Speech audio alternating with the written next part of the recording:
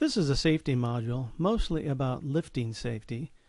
You can choose higher bandwidth or lower bandwidth. We're going to choose the higher bandwidth first. You can always click down here for help. Very simple instructions. And then we'll go ahead and choose the higher bandwidth, which will be a short video.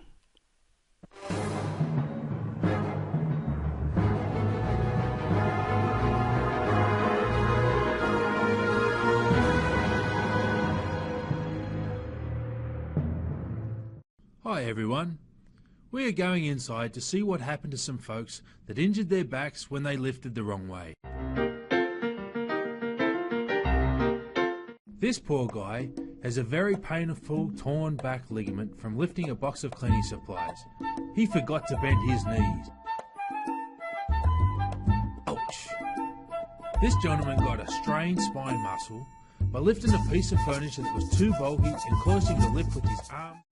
I didn't realize it was so easy to injure the back. As you can see, the spine supports the neck and the head. When the vertebrae are lined up straight, there is less stress on all parts of the spine. In order to keep the vertebrae lined up, it is important to keep the back straight when lifting.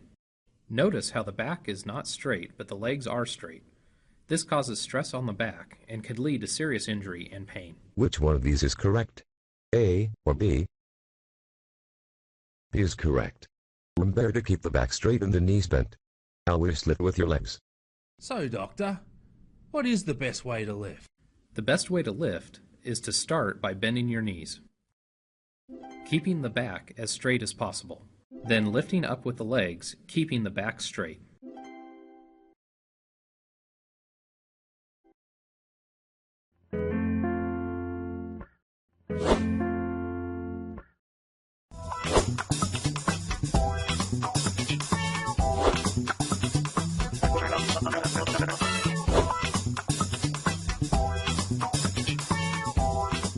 Thank you, doctor. Sure, anytime. Remember to keep your back straight and legs bent. Lift with your legs. Back injuries can be extremely painful and take a long time to heal. And you be safe out there. After the learner finishes watching the video or the comic, they go to an assessment and answer a few questions to help reinforce their learning. In this case, it's one of those types of questions that asks you to select all that apply. You select your answer, and then you get feedback whether it's correct or not.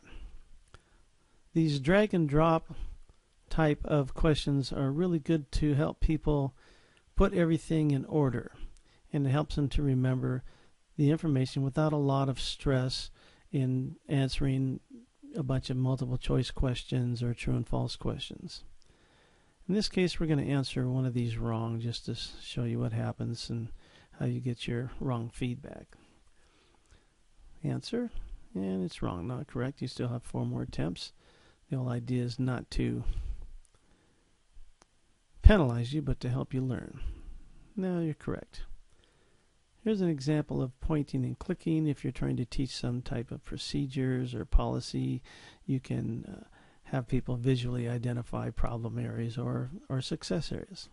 Here's a case where you get positive feedback after you're finished.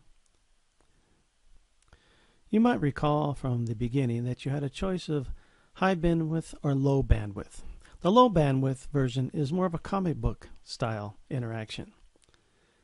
You do have to read a bit, but it increases the interaction the person has to put into the learning. I kind of like this method.